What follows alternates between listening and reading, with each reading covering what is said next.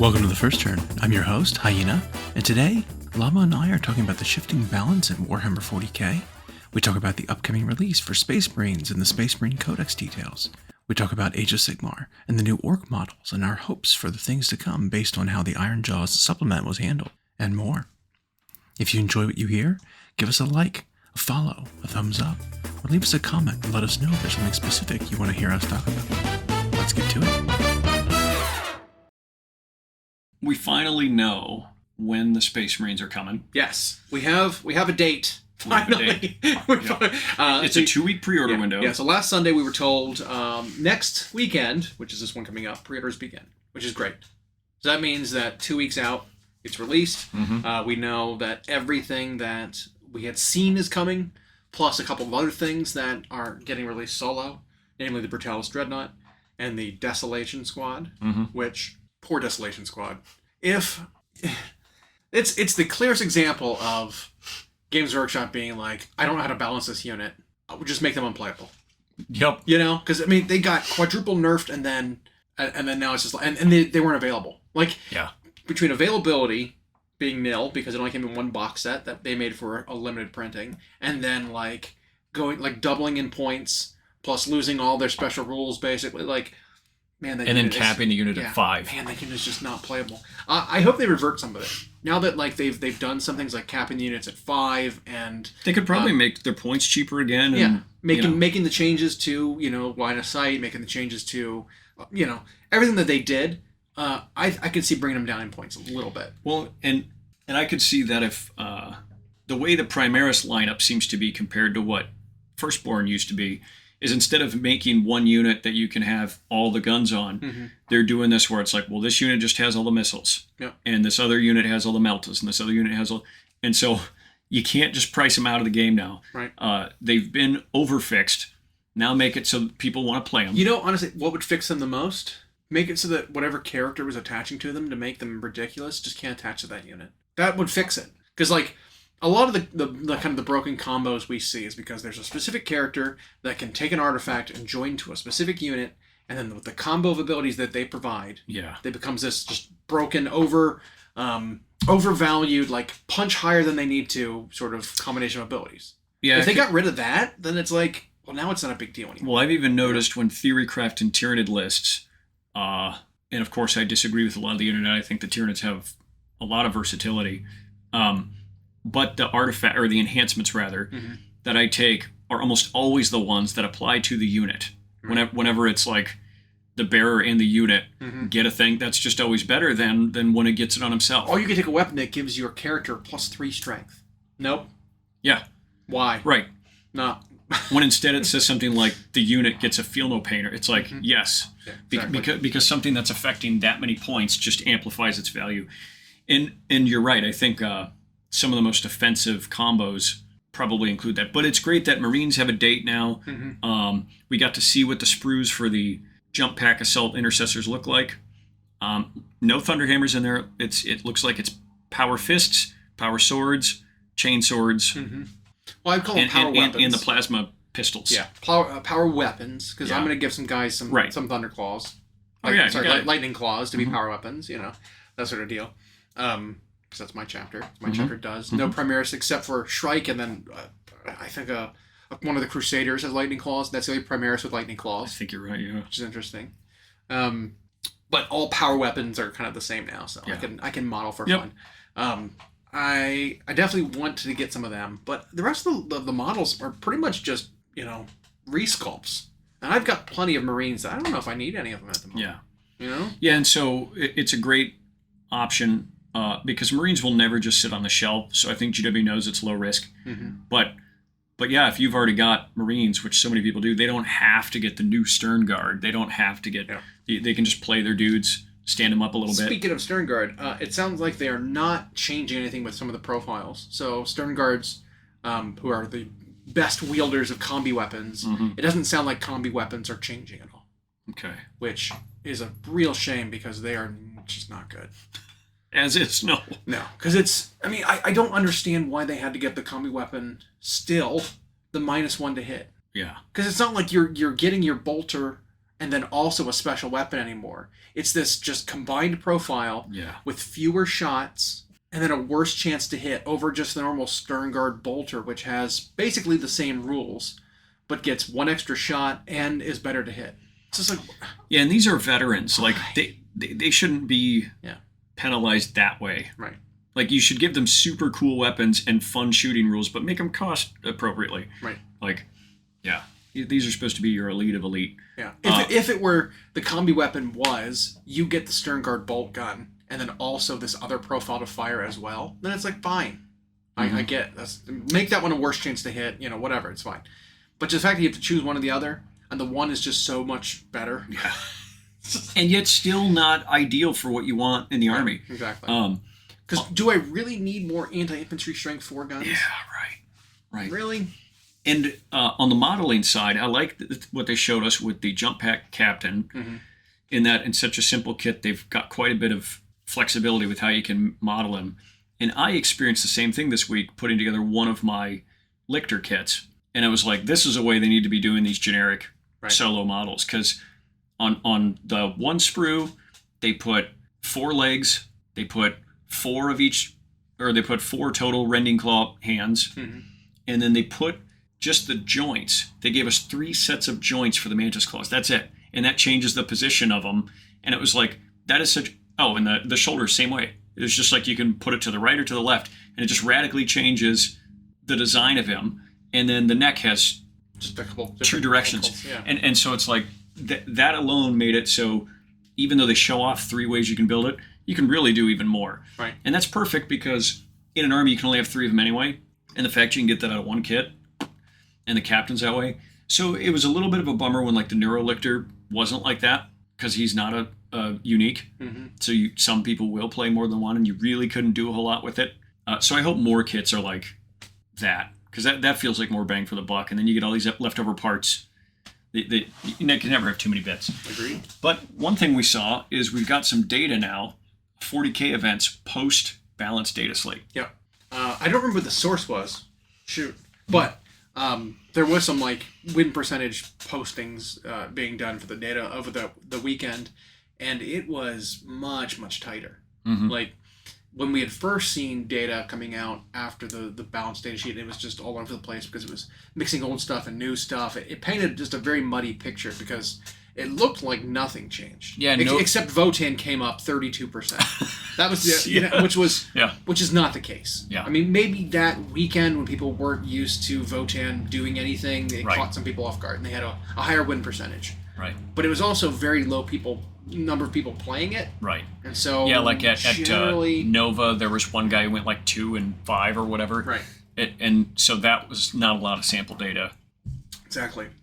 And so when it ends up shaking out, Votan are doing very good. Yeah. But it's not like 64% win rate. It's more like 56% win rate. Which is fantastic. Which is great. That's exactly where you want it to be. Eldar came down. Gene Stealer cults are still up there. The one casualty, I think, in all of this balancing is actually the Custodes. Oh, yeah. Custodes took like a 40% win rate. They got crushed. They're just... Custodes can't do anything now. Well, they went from an army that did too much on a unit-by-unit, rule-by-rule basis, and they were more than just a gatekeeper. It was just like 3/4 of the armies in the game couldn't do anything to them, and then it took Gene Stealer Cult or Eldar to beat them, to now they actually took too much away from them. Yeah. Because Dev Wounds is now, they have no defense against. Yep. It's still in the game. Yep. And that used to be their whole thing. Now they just have no defense versus it. Their unit sizes got capped, so there's less, stacking buffs on multiple guys. They had, with the shakeup of how free CPs worked, only battle stratagems can be used with free CPs now. So they lost their ability to use whatever stratagem they want to for free, extra times per game, per phase, whatever. And then points increases. So it was just mega whammy. It was actually too much, yeah. And so, like I said, right when that first came out, I wish they would have thought ahead and changed their detachment role. Yep. Because we knew right out of the gate that it was like, this does nothing now. Yeah. Like this... They could have even just because what was it before? They got a Feel No Pain against all mortal wounds. Against all mortal wounds. Yeah. And most mortal wounds were being dealt overwhelmingly by devastating wounds. Yeah. And when they correctly fixed devastating wounds, they needed to just change their detachment mechanic to be something useful. The unit size of 5, I think, is fine because they wanted to not make it so that army got way more value out of its CP than everybody else, or that all its rules weren't amplified so much more than everybody else. But if you did that, if you capped a unit at 5, fixed their detachment rule, you probably wouldn't have had to bump up their points a whole bunch. You know, and right now they're sitting with no detachment rule, really. Essentially, there's only they save against like bombing runs. There's like 4 things in the game that do mortal wounds anymore. Yeah, it's like a couple of psychic attacks and bombing runs. So you got grenades. Yeah. The grenade stratagem. Yeah. Bombing runs. Yeah. Some impact hits from charging from some units. Right. Have a little bit of mortal wounds, and then like. But it's so obscure. Yeah. I know. You have to find really obscure things to do it. Yeah. And it's like, and then the armies that still devastating wounds to do 1 mortal wound at a time, like say Gene Stealers, which I don't even know if they're going to get played a whole lot, but the Custodians don't really, their rule didn't really benefit against that anyway when it was like 1 at a time kind of thing. Well, or now. Well, now they don't. Yeah. Because they still get the fort versus it before, but now it's literally nothing. The 1 damage devastating wounds is pretty much unaffected. And in fact, it's just better because it's just ignore saves, right? Yeah. So it's not mortal wounds, but it ignores saves anyway. And so, you know, the biggest thing with the big guns having devastating wounds and the damage not spilling over anymore was what kind of hurt them. But when it's 1 damage at a time, you don't matter if it doesn't spill over because it's not going to spill already. It's 1 damage. Yep. So effectively, every wound counts as opposed to like wasting some now with big guns. So it's an interesting change, and I do like it. I just wish there was a little bit more foresight to see how it would affect some other things. Because like I think as a game-wide change to devastating wounds, it was good. One army really just took a kick in the junk from it, and they didn't plan ahead for that. Right.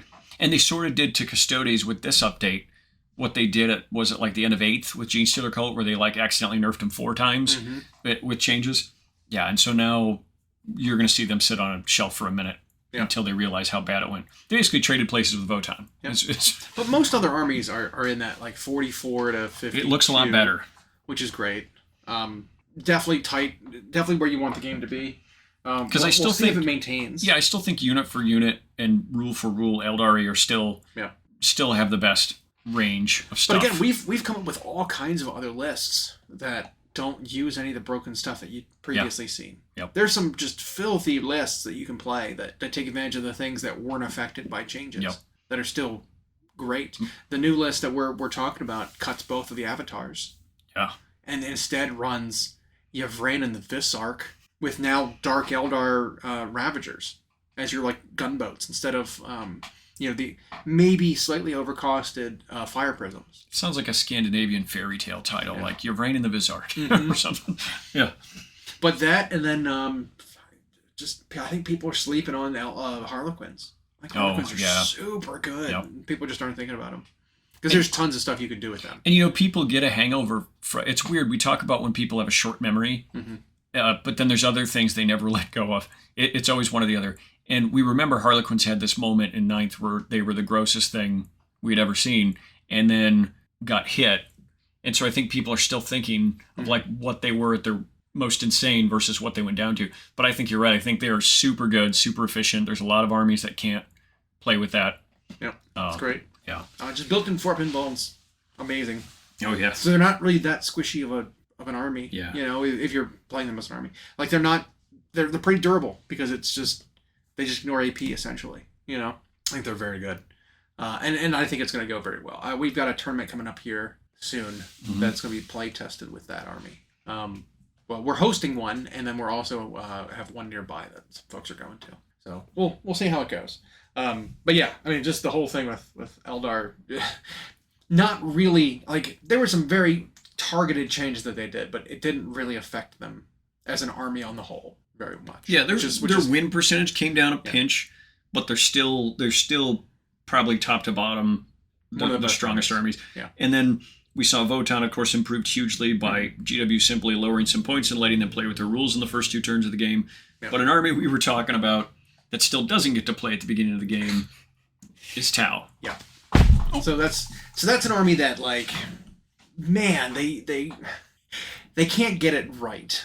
You know, like, as fluffy and thematic as their army rule is with the marker lights and gaining bonuses to hit and stuff, like, it's just a worse version of judgment tokens, essentially. You know, like, it's,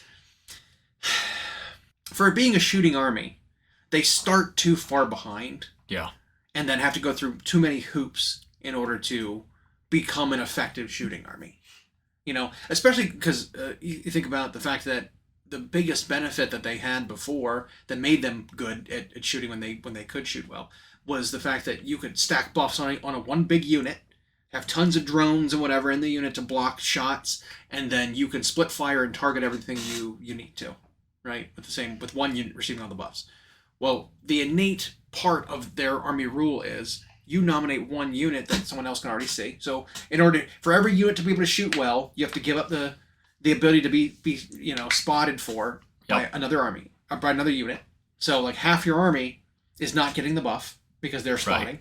But it also means that if you are not targeting that target that you're coordinated looking at, not only do you not get that benefit, you actually get a debuff. You're -1 to hit anything else. Yeah, sure, you're +1 to hit the target you're pointing at, but anything else, you're -1 to hit. Yeah. So it's even worse, you know? Like, so you're very laser focused on what you need to kill in that army, and it's just that reduces the ability of the army to like fire efficiently. It really also reduces its ability to multitask, right. and what we were talking about. One of the reasons Votann suffered prior to this update was they had to spend the first 2 turns like building up for their judgment tokens to be worth it. And by that point of the game, they were just getting outshot and out-combated by the other armies. And so then when they got the judgments, they didn't have enough left to make the punch count. Right. And Tau faced the same thing where it's like, well, turn 1 and or 2, I'm spending half of my turns. Half of my army's doing nothing because they're just pointing for the other half to do stuff. And then if the enemy is clever about how they focus their fire, their engagements, then like the Tau really don't get to take advantage of when their marker lights pay off. Yeah. Oh, and especially because the second part of the rule starts on turn 3. Yep. Which is the sustained hits for the army. Starts turn 3. And so it's like by that point it's like, well, it's most turn 3s the game is pretty much decided. I mean, a game of 40K is pretty much like you've clinched the victory by turn 3. And what they've done as far as like trying to make more than turn 1 matter is like fine, but by turn 3, like as far as what's killing and being killed, that's like pretty much decided. People are down to what can I go score with, and if Tau aren't capable of blowing holes in the enemy army, they can't go score really that well this edition. Yeah. And so yeah, not getting to start playing until turn 3 is not the same as giving people a reason to keep playing past turn 3. Yeah. Yeah. So they need probably an update similar to what Votann got that makes their rules a little bit more effective from the beginning of the game. That's what I think. I mean, hell, even giving some units just better ballistic skill. The units that are good at shooting just need to be able to shoot better. Or the ones that just need to sit there and shoot need to be able to shoot better by default. Yeah, instead they're like starting at 4s with conditions. Right. It's just... Yeah. And they don't get the advantage of like, say, Astra Militarum, where you have such a volume of guns and officers that can dish out all this stuff that the 4 ends up not mattering. Right. Tau have a lot fewer guys on the table, and then they can only use half of them. Yeah, it hurts. Yeah. So they're currently, I think, still struggling. They're still on the lower end, but they're not too far gone, right? They're still on the lower end of acceptable. Yep. You know, but that's all mono armies right now. If an army can only do one thing, whether it's combat or shooting, like they're all kind of down at that point. Yep. Except for Custodians, because they can do everything. They can do everything, but now they just their army rules don't help. But yeah, but I think there's potential, right? You focus on bringing a few armies up to a better win rate every time you do one of these passes. Yep. You don't. I think the big thing is you don't worry about trying to fix every single army every single time. You can't. No. You need to focus on the outliers, and then maybe the ones in the middle that are still doing okay. Don't worry about them until they get blown out of whack by something else changing. Yep. So. When you've got a pile of stuff that's in that like 48 to 52, you don't have to touch them much until something comes along that knocks them down to that below 44 or whatever, now you have to look at them. But and that kind of stinks for some armies that are doing slightly worse than average. Yeah. So then you feel like, well, my army's not getting any attention. Mm-hmm. I'm being forgotten about with mine. I'm always going to be this like slightly below average. Oh, another data sheet came by and I had 2 things that changed points and that's it. Like, yeah. As far as my army Tyranids, it looks like they're still middle of the pack. So, which is fine. And brand new army, you don't want it to be outside of the bounds. And we don't have, similar to the AoS data we're waiting for, I don't think we have a lot of data with the new Tyranid Codex in play. From what I've seen, a lot of the tournament results are model availability is also reduced. Yeah. So it's hard to get some of the models they sold out super hot, super quick. So that's another thing. I mean, you're going to have to wait a couple months in order for it to shake out so everyone can have full armies of whatever. I don't think anyone knows what the best list for them is because they added so many new units to the army that I don't think we've got a handle on what's the best version, if there is a best version. I love reading through it so far, so I don't know, I'm excited for that. But, so what parts are you going to use, circling back to Space Marines, that'll be a good-looking Lightning Claw on a Primaris Assaulty guy? What Primaris Assaulty guy? I'm going to use my normal Assault Marines. No. They've already got Lightning Claws. They do, yeah. So, I mean, because the Assault Marines kit got retired, all Assault Marines are just now Primaris Intercessor with jump packs. Correct. So, like, I mean, I hope they do that with everything. Tactical Marines goes away and they just become Primaris Intercessors. Same. Or they become Intercessors, whatever. Like, I feel like that's starting to happen here, right? Terminators are just Terminators, whether Primaris or not. Sternguard or just Sternguard, yeah. It'll happen to Vanguard. They'll just be Terminators. Or just become Terminators. No big deal. Yeah, they'll just be Primaris or not. It doesn't matter. Everything's the same. I could see Riflemen being, whether you're Primaris or not, you're the same profile. You can use your old models, you can use new models. Whatever. We won't sell the old models anymore. Right. If you want to start the army, you have to buy the new models, but any of the two count as this. I wanted that approach from the start. So did I. But we're finally getting there. They've eased into it. They cut a lot of the old stuff, like all the land speeders, in favor of the new land speeders. They redid scouts, so your old scouts can be the new scouts, but the new scouts are Primarisized. Right. Fine. So they're getting there. So I don't need to really change much. That's why I was saying I don't know if I'm gonna get any of the models right out the gate. I'm not gonna buy a whole new army of Space Marines. Yeah. Put it that way. Like I did with most other releases, where it's like, here's a new line of models that didn't exist before. Let me just scoop them all up. Yeah, I did it with every time Stormcast comes out. Yeah. I did it a whole chamber with Ironjawz with the latest campaign release. I bought everything of that. Only got like half of it assembled. It's so much. I just haven't had assembly time. I haven't even finished putting together my Cities of Sigmar box. I'm still working on that too. Oh, yeah. With my Tyranids, I flew through a whole bunch of it, but I still have all the little Gribblies. No, I got the Harmagants I'll put together, but I have 3 sets of Neurogaunts from Leviathan, and then 2 sets of Barbgaunt still. I've assembled 2 sets. I have 2 other sets. And then I've got, 40 or maybe 60 Termagants, same thing, that I haven't assembled yet. I just don't have as much fun assembling assembly line troops as I do the big monsters and characters. Speaking of which, the one downside to both the Lictor and Death Leaper kit is they suck to assemble. I mean, it's not hard, but they're 40 to 50 part kits. That's so much. And it's and there's a lot of detail, and I can never just let a mold line stay there, and so it just ends up. I have to prepare my mind to be this is just going to take a while. Put something on in the background, sit there and do it. It's really interesting how they do that, because there's 2 mentalities for assembling, for when they design a kit. Either it's super complicated, if it's anything with a mount, typically it is super complicated. You've got the torso of the thing, the head is in 4 pieces that fits in the front of it. Each leg goes on separate with 3 or 4 pieces. There's armor plates. I'm talking about the pig right now. Yeah. The pig has an armor plate that goes in every single hunch. There are straps you have to glue on the outside. They're the guy that you assemble has 6 different variants, and he has all these bits. The pig was kind of a lot to do. Yeah. But on the other end, the new Ardboy boss was 3 pieces. Yeah. He reminded me of an old metal model.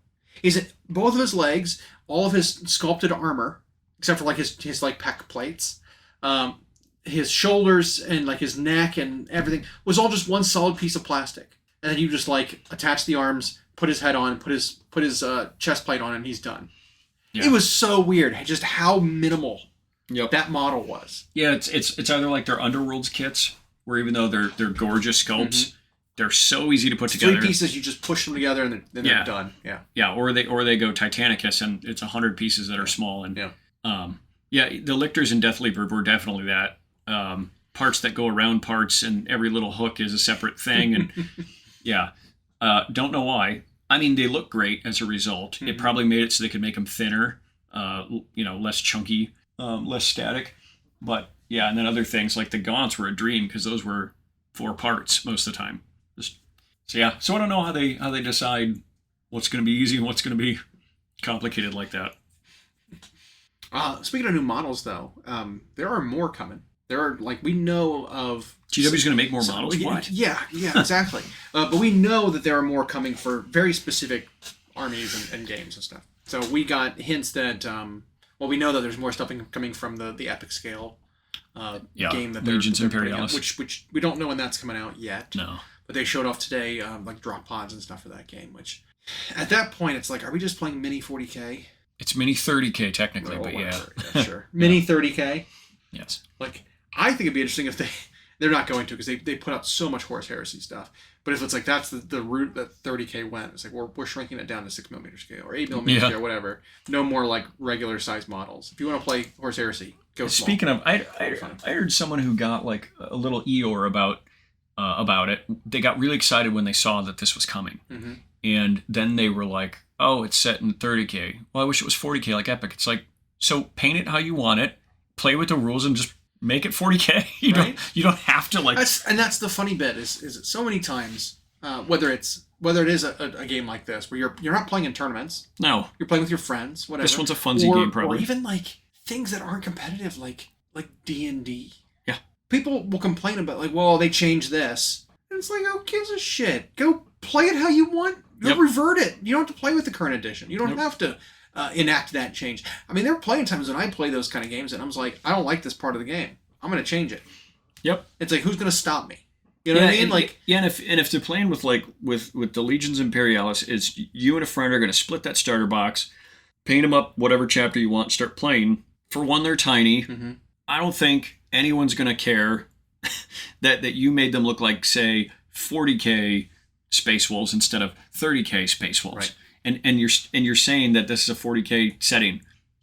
It doesn't matter. Mm-hmm. There's not a bunch of fluff tied to it. Yep. So paint it however you want it. Think of it as 40K mini, and go to town. Yeah, because for a game like that, and the people I've seen talk about it, you're right, they're not tournament goers. This game probably won't have a great big tournament scene if it has one, at the risk of cannibalizing other ones. Yeah. Yeah, so. Silly. Buy the models, paint them, have fun. Yep. Don't get hung up on the details like that. You don't have to worry about it. But we know that there's more coming also for some things they've actually shown off. Yeah. We've got some... We've speculated that game's eating up a bunch of their production also. It has to be. And in the same way that Horus Heresy, all those vehicles they made, is eating up production time. I'm sure things have gotten pushed back because they're busy printing all this stuff. Mm-hmm. Even why maybe some games in some armies, when they get a release, they really get nothing but a book. Right. Maybe one hero in a book. It's because it's there's no production time to get some of these models pumped out. They could have models for armies that they're sitting on that they haven't been able to even get to the printer because of all this other stuff they're doing, the big release things. And so an army like Skaven, so an army like what was it last time? Ossiarch Bone Reapers, or when these armies are only getting one hero and nothing else, or just an Underworlds kit, nothing else, they might have stuff for design for them that they just can't get to. Yeah. Which I'm sure that's the case. Yeah. I was thinking about some of the rumor engines we've been seeing. Okay. And some of them are leading towards they're very thematic. Mm-hmm. There's got to be, hear me out, an update to Kroot coming. To Kroot, okay. For Tau. Kroot are coming. I'm calling it. The one we had this week was a double barrel, slanted end, I don't know, some kind of gun. And the first thing I saw was that's the gun on the Kroot talks. Yeah. I recognize that gun from my second ed, Tau box that I bought with my metal Kroot rider in there. It looks like so many of the Kroot rifles in general. Yeah. But this one specifically, double barrel. vertically double-barreled. It's like there's only one gun that the Kroot have that look like that, and it's that one. Yep. And it may not be a Krootox. It might be, Kroot Cavalry, like they had from Forge World way back in the day. It might be a Narlock that they used to have, which was a bigger version of the Kroot Cavalry that had a rider. He always had like a crossbow ballista thing on his back, but, they can change that and come out with new stuff. But I think Kroot are coming. Because a lot of their models are old. We got one little update in Kill Team, was it? So they got a Kill Team that was an elite Kroot tracker unit that should have just replaced the Kroot. I mean, honestly. Like, why did they make a separate data sheet for them? Right. Like, it should have just been, this is replaces Kroot. But, regardless. Because they did the same thing with Pathfinders. They added all like the different Pathfinder guns in from the Kill Team to the Pathfinder data sheet. Well, this was Kroot, but with extra special weapons. They should have just replaces Kroot Carnivore Squad or exactly. whatever. Yeah. We had a new, like a character from Blackstone Fortress. We had the Kill Team, and then like 6 or 7 different rumor engines that were very Kroot themed. Well, and I think Tau on the release path, because we have AdMech Necrons next. Yep. I think Tau are on that next. Yep. Early 2024. Yeah. Yep. So, but there's like a hand with the classic Kroot hand where it's like 2 fingers, 2 thumbs. Got that kind of like quad grip thing. There was definitely something like that. There was like a Kroot like tracker cloak where it had like quills in the cloak itself. And it's like, these are all Kroot bits. Yeah, I think a lot of people just missed it. Yeah. Because it's a sect of 40K that has gone largely untouched for so long. And most people who played Tau only ever included Kroot when like the rules to manipulate some sort of board edge thing were like super beneficial. Yeah, they were super cheap. They can go grab an objective. They were distraction. And they're very outdated. So yeah, that'd be a sweet update to them for sure. And long overdue, I think. Absolutely. Make them more interesting. Yep. And do you think we'll see that at like the October preview event? Or is that too far out maybe? Maybe. I'm still holding out that the next big like army refresh we're going to see is going to be Flesh Eater Courts, because we still haven't seen them yet. Right. Because we also know they're coming.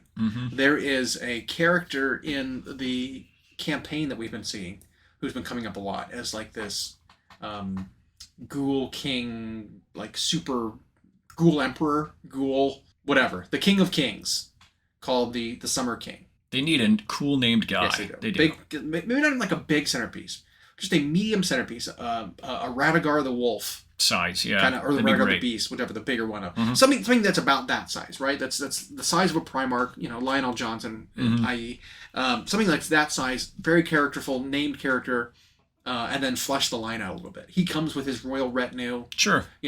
Armored knights. That are ghouls that have like armor and weapons. Maybe the army finally gets in a unit that has a decent save, that kind of thing. A little bit slower, but better save. Flesh out Flesh Eater Courts a little bit better. That's what I want to see. And I think maybe it's time for that, because October is solidly in the fall. Yep. The time frame for the last book is fall. We have crossed officially into autumn now. We're in it. So it's got to be soon. The time frame works. We're middle of fall in order to release it in 4 or 6 weeks. We need to see it soon.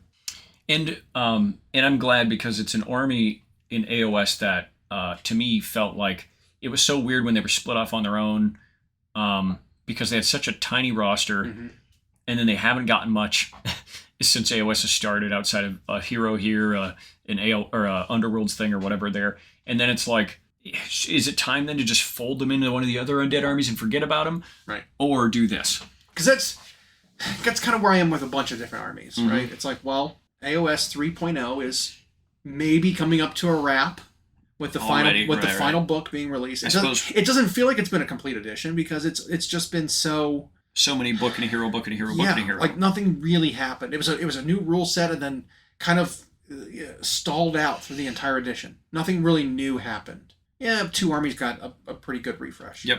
But it wasn't a lot. I'm hoping that if 4.0 is around the corner, maybe next summer, let the edition live for about 6 months, and then, new edition. I'm hoping that the next focus is line expansions, line refreshes, and not like worrying about campaigns and new armies and stuff like that. Just help out the armies that don't have a big roster. That's what I want to see. And then I wonder about the timing of all that, because if we're coming up on Old World sometime next year, maybe. And then you've got, are they going to then try to AoS New Edition and have those two fight each other? Like I know what I'd pick, but still. Yeah.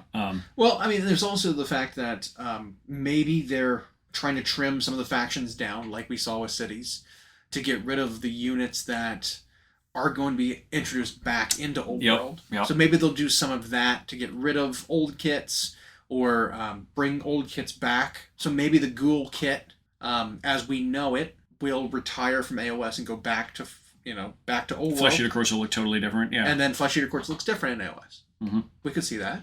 Not many armies are still left where they've got imported models anymore, honestly. Right. I mean, we do have Skaven. Who knows if Skaven will be in both? But Skaven have units imported from before it was called Warhammer. Exactly. It's just... absolutely. They just... But it's still funny to me that, like, Skaven has become, I think I said this last week, has become this, like, foregone conclusion where people are like, oh yeah, they're going to be the first army to get updated in 4.0. It's like, where is this info coming from? Yeah, I don't know. It's like, I feel like it's one of those things where it was just wishful thinking, and then people have said it so many times now that it's just granted. It's like, it went from being like, man, it's a real shame that Skaven didn't get an update in 3.0 to, hey, maybe they'll get an update in 4.0 whenever that happens, to, they're going to get an update in 4.0, they have to being like, well, now the launch box of 4.0 is going to include Skaven. It's like, what? How did on zero hints. How did you get there? There's no rumor engines. No. There's nothing Skaven. No, we haven't had any developer or nothing even hint. Nothing.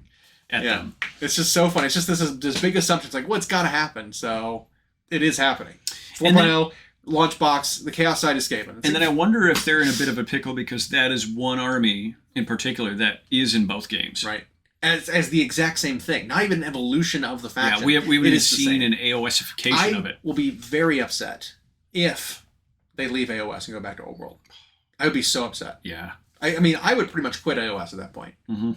Because that's bullshit. Especially because of just the amount of work, the amount of, like, rebasing, the amount of acquiring old models to try to play the army, and if it's just like, all that work is just like, nope. See, I don't think... I'm done. I don't think they're going to axe them out of AOS because they do have support in, like, Underworlds, which is AOS. Yep.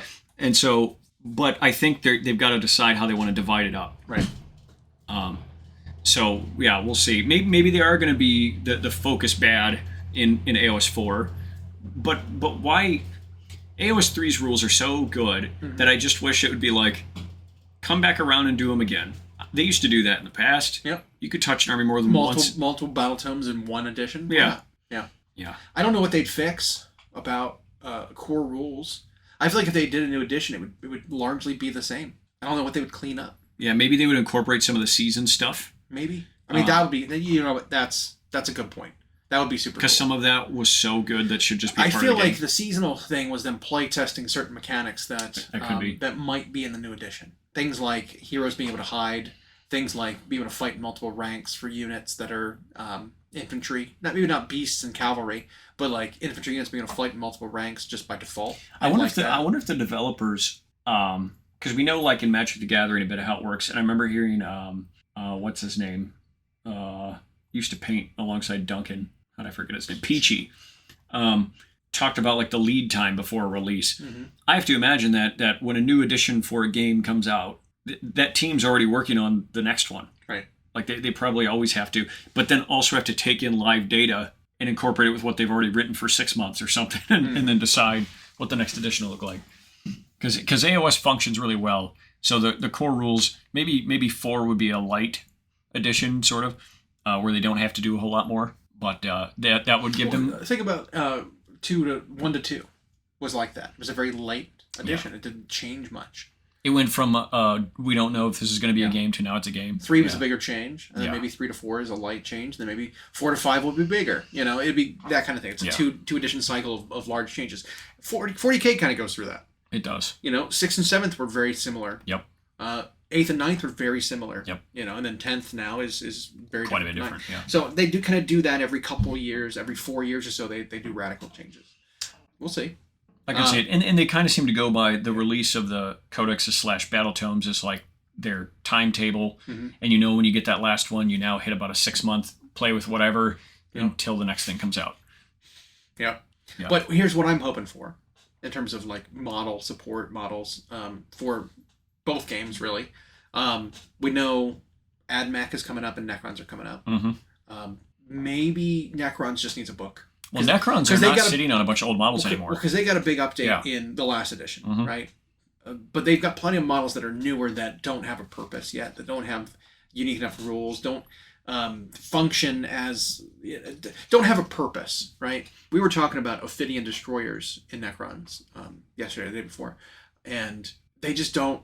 I just don't understand the purpose of them. No.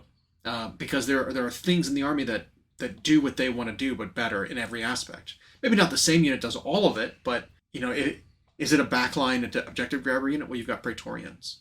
Is it a charge in and blender kind of unit? Well, no, you've got Score packs, right? Yeah. That does the same thing. And Lichguard, and like better. Yeah. So it's like, what is the reason? Oh, is it a fast mover that's durable? No, you've got wraiths, like and Tomb Blades. Yeah, right. It's like I don't understand the purpose of that unit, and I don't think they've got a good role yet.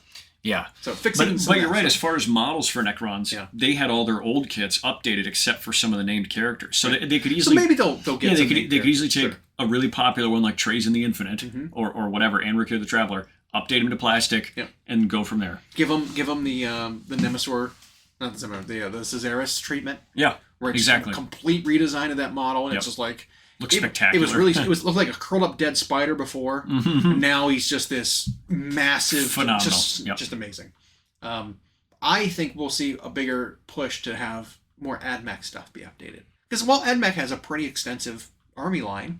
And it's all mostly new. Yeah, I mean it's still missing out on some things that make it a full army, right? Like they've got planes, they've got cavalry now, they've got the jump pack guys, but like unless they get some kind of like knight support, more integrated into their army, they don't really have a big thing that punches. You always have to like ally in a knight, even though the AdMech are kind of the ones that make the knights. That provide the technology for a lot of them. Right, and like they most of the Forge Worlds have their own like knight forces, and we see that through the actual Forge World knights, the Megara and stuff. Like maybe a Plastic Megara, something that is a true AdMech super heavy. And then they get to double dip and artificially expand Imperial Knights and Chaos Knights. Right, exactly. Yep. They recently retired and cut the hoplite versions of the Rangers. Not the Rangers. What's the other half of the Ranger kit? Rangers. Yeah, the AdMech Rangers, the infantry, little guys on foot. Skitaria Rangers and what's the other ones? Well, I don't know. Okay. They had the ones. The Vanguard. They're the Vanguard and the Rangers. There's guys with the helmets, you guys with the hoods. Well, Forge World had a kit called the Hoplites. Oh yeah. That they were like shield and like taser goad. Yeah. That they recently cut. They're gone from Forge World now. So it's like, maybe they'll plastic them that's up. Interesting. Yeah. Maybe. And have that even be a dual kit, and now you get 2 more infantry choices. Right. Yeah. Super cool. If they did that, I would love it. But there's ways that they can expand out AdMech through their like infantry and bigger servitors or bigger more robots. When they think about all the robots they had. Give them a really because they've got the Castellan and Cataphrons, and then you have to go all the way up to the Onager whatever Walker. What if they had their dreadnought sized thing? Well, think about what they had in from Forge World in 30K, right? Think about the Ashen Circle. Was it Ashen Circle? Rabo's guard. Oh, his homies. Those big but guys? I think he designed those, didn't he? Well, but it was based on a chassis of other, big like. Yep, it was based on the Domitar class. Domitars, yeah, exactly. So like, there's potential to expand that army and give it things that it needs to make it compete, be able to go out there and get objectives, not just have either infantry or vehicles. Like have something in between. Yeah, that's kind of where AdMech's fallen flat because they don't have any like staying power at the moment. So something like that would be super cool. But beyond that, we've got. We said Tau, and I can't remember the other one. Was it Death Guard or something like that? It was like a Chaos faction. I thought was coming out shortly after. That's got to be right. I used to have the roadmap somewhere, but I mean, I'd see AdMech getting a bigger release than Necrons. Call that. Yeah. We have some. Let's see, AoS. It's got to be Flesh Eater Court's coming out soon. I would love to see another faction I would see get updated. Would be ogres. I want more for ogres. We have the Gorger kit coming out through Warcry. That'll be some flavor of new unit for ogres. Yep. Gorgers right now are single model units, which is useless. Mm-hmm. You know, having a single 5 wound, 6 wound model, whatever, it's just kind of like, having a unit of them would be super cool. If that's how they update them, that's great. Maybe that's all they'll get. Who knows? Yeah. But we also know that there's stuff coming for Stormcast. They're getting the character unit from Warhammer Plus. Yeah, from Black Talon. They're getting that. Sea of Sigmar is going to get their unit. That box is coming out eventually. You know. Another army I want to see, because they're getting an update for Warcry again, is the Fire Slayers.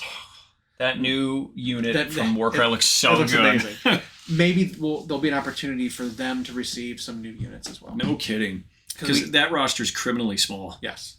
So that 15 heroes and like 2 units. Yeah, whatever that unit's going to do for that army, I don't know. I don't know what role that's going to fit. They all kind of looked like just more fighty dwarves. Yeah.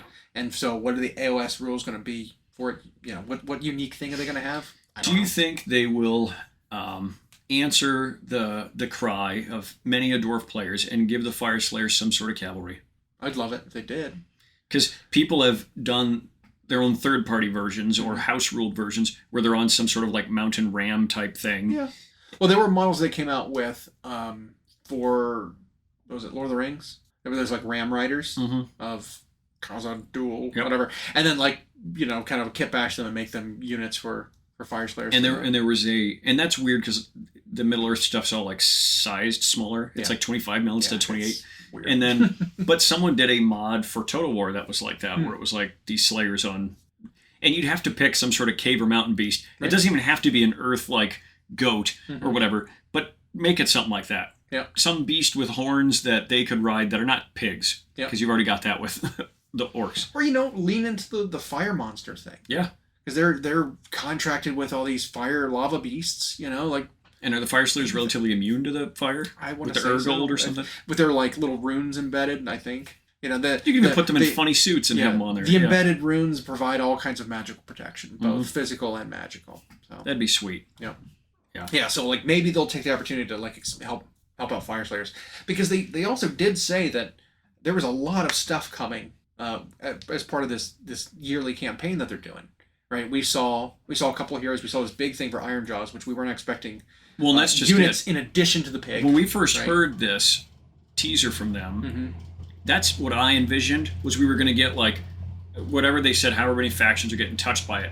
12? I just expected a bunch of heroes. Yeah. And the Ironjawz thing blew me away. Yeah. And so if every couple of them we're going to get something like that for these smaller rosters, fantastic. And so that's why a lot of these smaller rosters are like in sight, right, for being able to get updates. Is they're not waiting for battletome updates to give line refreshes. Ironjawz supplement that they gave out is so far from when the Ironjawz or the Orcs book came out that it's like this is like a mid cycle update that this army is giving. Any army can get that now. Yeah, and that is great. Is one of the ones that's I think in need of it the most. And that's how they need to do it. Yeah, free download supplement. Love it. Yeah, the book is still valuable. Yep. The campaign book, because it has a bunch of armies of renown, which I thought it was only going to be the one. Apparently there's 4 in there, which was super cool. It was one for Caradrons that basically eliminates boats, which I don't know how good that is. It's an interesting army at least. Yeah.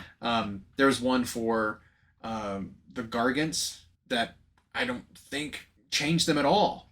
It just made them better, because it gives them like a new ability where you like crunch a piece of terrain, kick a unit, and then throw the terrain at a different unit. Like it's some insane monster rampage. It's like so powerful.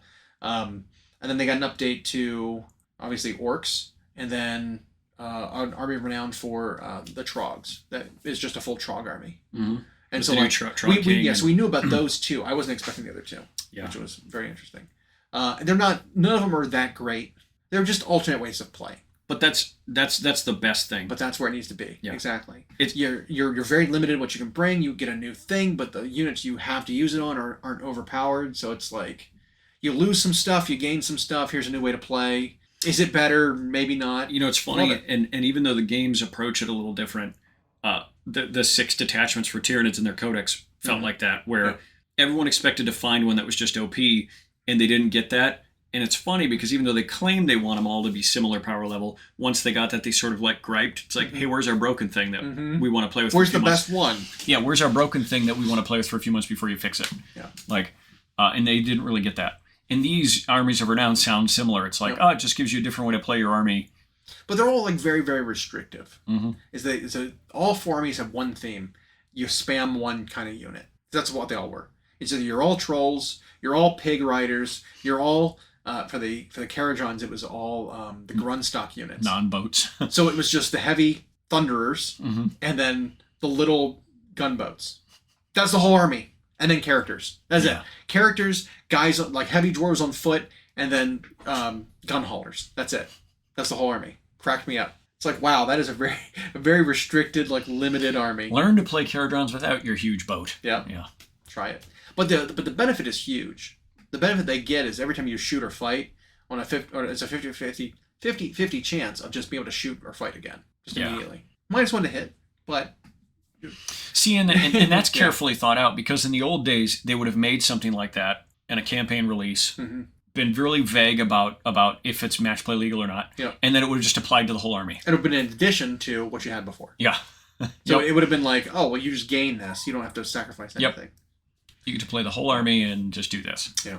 So I liked it. It was a good approach to it. And we know we've got a couple more books coming. Fun. There's 2 more books that we know of. And there's like half a dozen armies still they have to touch. I think, yeah. Now, some of these could have counted, right? Like this could have counted as like, this is a release for Carajons. Okay. Carajons has been touched, Army of Renown. We assumed that when they said that, there would be models for every single army. Maybe not. Maybe. But I think it might be building up, the whole campaign might be building up to the release of Flesh Eater Courts and the Summer King. Could be. That's what it's like, in my mind, thematically, that's where this is leading to. It's sort of like a really cool, like, build up, end time style to like these massive like reveals and releases and advancement of the story. Think about the Necroquake and the waking up of what's her name, the Mortarch of Grief. Yeah. You know, like she came about and Nighthaunt came about kind of because of a campaign. Lady Olinder. That's it. But it was that kind of thing. Or, you know, the Loon King. Too, yeah. Be'lakor was a campaign guy. All kinds of campaigns end and new stuff coming out. And I'm hoping that's what's happening here. I'd be thrilled. That'd be sweet. Yeah. But for like the weaker, limited army lines, again, Carajons are up there too. Very few units in that army. I mean, lots of character support, but Carajons are in there, Fireslayers are in there. Lumineth, I think, are okay at the moment. Because they got 2 waves. Yeah. So if they just would have stuck with that first one, they've got the stone, they've got the wind. You know, they could obviously use a new temple of water or something. But then you've got Idneth, which could definitely use a line expansion. Because that army is just, it's so small. There's so few options for that army. You look at like the when they do point balances, you look at the list of units. You've got Stormcast spans 2 full pages. And you look at like the section for Lumineth and it's like a quarter of a page. There's like 8 entries. Then like are updated and it's like, okay, next one. You know, it's just like, oh, that's that just goes to show you just how small of an army Idneth is. It is. You know? Which is weird because like it's such a sexy, unique design when it came out and they just haven't expanded on it really at all. Yeah, it's weird. And then obviously there is potential for new armies. I know people are clamoring for Chaos Dwarves. Of some sort, right. But Chaos Dwarves to me feels like that should be an Old Worlds army. Yeah. Not a current one. You know, they haven't even appeared in the fluff of AoS much. I mean, they're there. They are. But they're not represented in like large factions. You know? And then the only model that Forge World made was for AoS times was the Vastor. Yeah. Or not Vastor. Sartor. Sartor, yeah. And super cool model. But now they don't even make him anymore. Yeah. Like already. It only existed for like 3 years. So I think they might save that for Old World because they're going to be in that part of the map. And they were a massive release in Total War Warhammer. Yep. And they gave us 3 legendary lords that are super unique. They gave us a ton of updated looking units. They could totally just make that a massive plastic release for that game. I think if they're going to do a new faction anytime soon, it would be the Shadow Elves, which we've always been kind of... They've been in the lore everywhere. Yes, they have. Yep. Malekith has been a prominent player in a lot of the story. Yep. and his faction just has never shown up yet. So I could see something like that happening. And it could be a whole model line in the works, and they're just waiting for a good release slot. Yeah, absolutely. But Sylvaneth could use some more. That's another army. I mean, they got some stuff, but pretty much all the elf factions are up there. In well, in Sylvaneth, they're trying now to really separate them from the wood elf side of them. So that. But there's always like the potential to go back to what they were doing with the half beast elves, beast people, the centaur elves, the satyr elves, and kind of introduce some woodland creature, fey creatures into the army as opposed to just being all spirits. Yep. Like you could. That would be super. You could lean into that that woodland vibe. I'd be okay with that because some of those models look amazing and they just never really capitalized on it. Yeah. Too much to do. And I don't know how much their production capabilities have grown, and yet now they're supporting all these games. And so it could be that in the last couple of years, AoS, I don't want to say suffered because they got stuff, but suffered a bit because they were preparing for 40K 10th, because they were preparing for Old World, because they were preparing for Legions Imperialis. You had all these games that needed massive support going on, and they're like, well, AoS will make great rules. We'll just wait till AoS 4. Yeah, we'll just skip an edition. We'll make great rules and then not do a whole lot. Until 4, and then they'll shine or whatever. But I would love it if Skaven was one of those ones that did get a massive update soonish. Because these armies all have a menu of options that need to be updated. It's like going to the same place over and over again, and just seeing the same thing on the menu, and then. It's like I wish they would come out with add something new to it. Yeah. Don't need the same chicken tender sandwich every time. But speaking of menus, I can eat a chicken tender sandwich. Let's eat.